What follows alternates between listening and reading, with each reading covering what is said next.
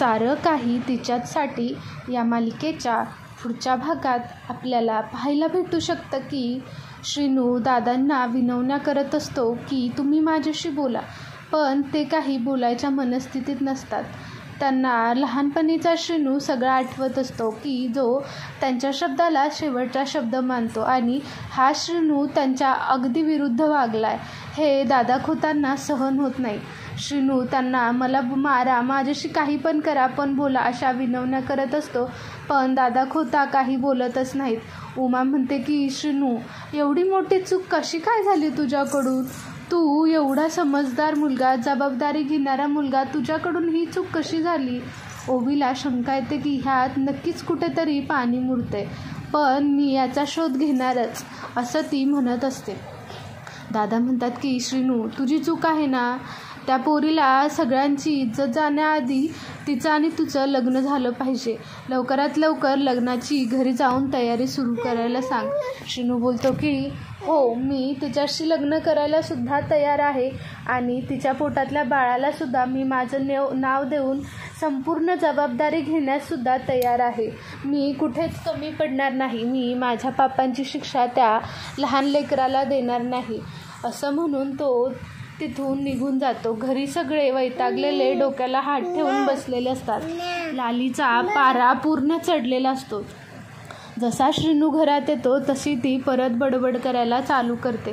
काय श्रीनू, काय केलंस तू? हा असली पोरगी गळ्यात मारलीस? तुला माहीत आहे ना ती चारू चांगली पोरगी नाही आहे. तू का तिच्यासोबत असं केलंस? श्रीनू तू असं करू शकत नाही. तू फक्त एकदा बोल की हे पोटातलं पाप तुझं नाही आहे. श्रीनू बोलतो की आई, जे आहे ते खरं आहे, तुम्ही सगळ्यांनी सुद्धा मान्य करा. हे सगळं बोलत असताना बंधू बोलतात की लाले, आता तो बोलतोय हे सगळं स्वतः बोलतोय तर हे खरंच असेल. आपल्याला लवकरात लवकर चारूच्या आणि श्रीनूच्या लग्नाची तारीख काढायला हवी. चारू रडतच असते. मंजू तिच्यापाशी जाते आणि म्हणते की चारू तू सगळं केलंस मान्य आहे, पण तू एवढी मोठी चूक करायला नको होतीस. चारू सिंपती मिळवण्यासाठी मंजूच्या गळ्यात पडून रडते आणि म्हणते की अगं मी काय करू, झाली माझ्या हातून चूक, पण मी एकटीच तर चुकलेली नाही आहे ना, माझ्याबरोबर श्रीनूसुद्धा चुकीचाच आहे. मंजू बोलते की हो चारू, श्रीनू तर चुकीचाच आहे, पण श्रीनूवर आमचा विश्वास बसत नाही आहे की एवढा समजूतदार मुलगा हा असा कसा काय वागू शकतो. चारूला असं वाटतं की या लोकांचा याच्यावर विश्वास बसत नाही आहे, म्हणून ती अजूनच रडायचं नाटक करून तिथून निघून जात असते. श्रीनूला ब्लॅकमेल करून ती आतमध्ये जाते आणि मेघनाला फोन करते. मेघना म्हणते की अगं केव्हाची तुझ्या फोनची वाट बघतेय, फोन करायला एवढा उशीर का केलास?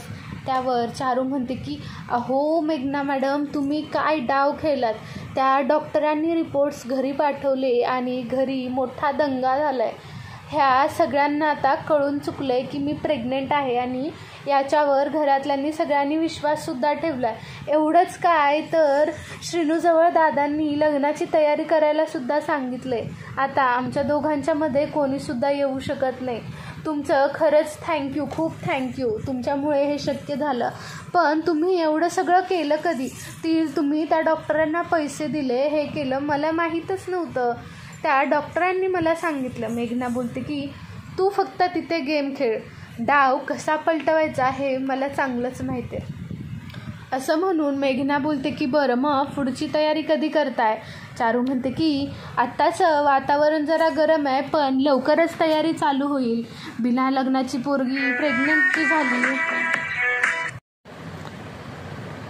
बिना लग्नाची पोरगी प्रेग्नेंट जी झाली आहे. घरातल्यांना धक्का बसलाय. आता श्रीनूच्या आणि माझ्यामध्ये ती ओवीसुद्धा काहीच करू शकत नाही. त्या ओवीचं तोंड बघायसारखं झालेलं. काय ती बिचारी रडत गेली, असं वाटत होतं की फोटो काढून ठेवावेत तिचे. हे ऐकून मेघना खूपच हसायला लागते आणि चारूसुद्धा हसून फोन ठेवते. इतक्यात श्रीनू तिच्या रूममध्ये येतो. श्रीनूने ऐकलं की काय म्हणून चारू जरा हडबडते आणि म्हणते की अरे श्रीनू तू कधी आलास? श्रीनू म्हणतं की चारू माफ कर, जे काही झालं त्याला सर्वस्वी मी जबाबदार आहे, पण आपणच लवकरच लग्नाची तयारी चालू करायला हवी. मी घरात सगळ्यांना सांगितले, तू काळजी करू नकोस, इथून पुढे तुला कसलाही त्रास होणार नाही. माझ्या चुकीची शिक्षा मीच भोगणार. चारू म्हणते की श्रीनू, तू या सगळ्याचं ब्लेम घ्यायची काहीच गरज नव्हती. मी केलं असतं ना काहीतरी. तू कशाला सांगितलंस हे पोटातलं बाळ तुझं आहे. तुला किती त्रास झाला. तुला त्रास झालेला मला आवडणार नाही आणि मला हे बघवणारसुद्धा नाही. गेले असते ना मी इथून निघून, जगवलं असतं कसंही मोलमजुरी करून.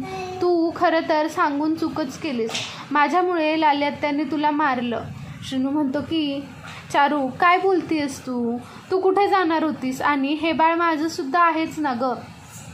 मी सांगितलंय घरात लग्नाची तयारी करायला, तू सुद्धा तयारी कर. चारू म्हणते की श्रीनू, तू पूर्ण विचार केलायस ना. पूर्ण विचार करून बोलतोयस ना. श्रीनू बोलतो की हो आणि तो तिथून निघून जातो. बंधू सगळेजण बोलायला लागतात की चला आपल्याला लवकरात लवकर लग्नाची तयारी करायला हवी. मंजू तिच्या भावाला फोन करते आणि म्हणते की अरे दादा, श्रीनूचं आणि चारूचं लग्न करायचं म्हणतात. ते ऐकून च्या भावाला सुद्धा धक्का बसतो. ते म्हणतात की अगं पण आधी तर लग्नाला नकार दिला, मग आता काय झालं. तेव्हा मंजू म्हणते की अहो, लग्न करायचं अचानकच ठरलंय. आपण लवकरात लवकर लग्न उरकून घेऊया. त्यावर मंजूचा भाऊ म्हणतो की अगं काय झालं एवढं लग्न उरकायला. मला काही सगळं बरोबर वाटत नाही आहे. सगळं ठीक तर आहे ना. मंजू काय लपवायचं म्हणून सगळं चारूच्या वडिलांना सांगते. हे ऐकून चारूच्या वडिलांना खूप राग येतो आणि ते म्हणतात की काय, चारूकडून हे झालं. मंजू म्हणते की हो, चारू प्रेग्नेंट आहे आणि तिच्या पोटातलं बाळ श्रीनूचं आहे. खरं तर या सगळ्यावर कोणाचाच विश्वास बसत नाही आहे, पण हे श्रीनूने स्वतःच्या तोंडाने कबूल केले, त्यामुळे आपल्याला विश्वास ठेवावाच लागेल. तरीच मी म्हणत होते की इथे आल्यापासून ही एवढी वेगळी का वागते. तर या सगळ्या वागण्यामागे हे होतं. त्यावर चारूचे वडील म्हणतात की मंजू, तू काळजी करू नकोस, मी लवकरात लवकर तिथे येतो. तेव्हा मंजू म्हणतो की दादा, तू प्लीज लवकर ये, मला काय करावं ते सुचत नाही आहे. त्यावर चारूच्या वडिलांना धक्का बसल्यामुळे ते म्हणतात की हो, मी आजच यायला निघतो. म्हणून ते फोन ठेवतात. फोन ठेवल्यानंतर मंजूला टेन्शन येतं. ती म्हणते की काय माझ्या भावाच्या मागं लागले. ही पोरगी काय त्याला सुखाने जगून देणार नाही. काय नशिबात वाढून ठेवले अजून काय माहिती. असं म्हणून ती आपल्या कामाला निघून जाते. सगळेजण खूप टेन्शनमध्ये असतात. उमा श्रीनूला समजवायचा प्रयत्न करते की श्रीनू, तू जे पण पाऊल उचलतोय ते व्यवस्थित उचल. पुढं जाऊन त्याचा आपल्याला काही त्रास व्हायला नको. पण श्रीनू आपल्या मनावर ठाम असतो आणि ओवीसुद्धा हे सगळं परत एकदा रिचेक करणार असते आणि चारूचा प्लॅन उघडा पाडण्याचा नक्कीच प्रयत्न करत असते. तिला चारूवर बिलकुलसुद्धा विश्वास नसतो. तिला याची गॅरंटी असते की श्रीनू असं काहीच करू शकत नाही. या विश्वासावरच ती चारूचं पितळ लवकरच उघडं पाडणार आहे. तर तुम्हाला हा व्हिडिओ आवडला असेल तर आपल्या चॅनलला लाईक करा, शेअर करा आणि सबस्क्राईब करायला विसरू नका. थँक्यू.